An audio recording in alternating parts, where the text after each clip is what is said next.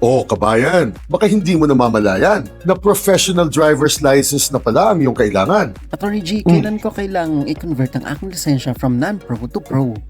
Linawin po natin ang bagay na ito. Una, when needed. Kailangan na po ng professional driver's license ninyo kapag nagmamaneho na po ng PUV o ng mga sasakyang may prangkisa kayo, katulad po ng mga bus, jeepney, taxi o tricycle po sa inyo. Kapag rumaraket na po sa mga ride-hailing services kayo, katulad ng Grab, Angkas o Lalamove po. Kapag nagtatrabaho na po bilang company or personal driver kayo, kapag nag-ooperate na po ng heavy vehicles kayo o yung mga sasakyang mas mabigat na sa 4,500 kilograms ang timbang nito. Ito po yung mga sakop ng C, D at CE na restriction codes po. At alam po ba ninyo na kailangan nyo na po ngayon ng isang professional driver's license kahit sarili nyo lang pong sasakyan ang ginagamit ninyo kung ginagamit nyo na po ito na pan-deliver ng kung ano-ano para po sa inyong sariling racket o negosyo. Kaya kung pasok na po sa alinman dito ang gagawin o ang ginagawa nyo na pong pagmamaneho, handa na po kayo sa pangalawa.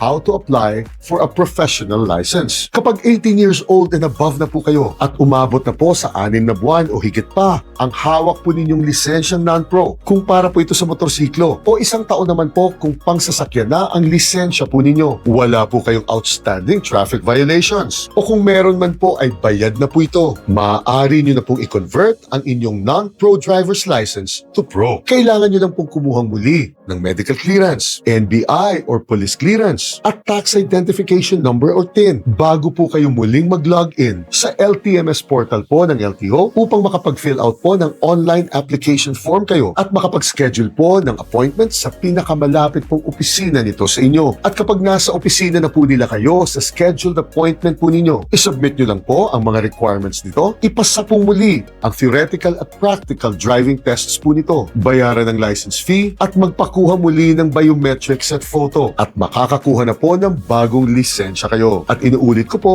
na tinatanggap na po ngayon ang e-license sa pagmamaneho. Basta't ang kopya po nito na nasa LTMS portal po mismo ang ipapakita po ninyo. Sa susunod na linggo, hihimayin po natin ang lahat ng batas trapiko sa bansang ito.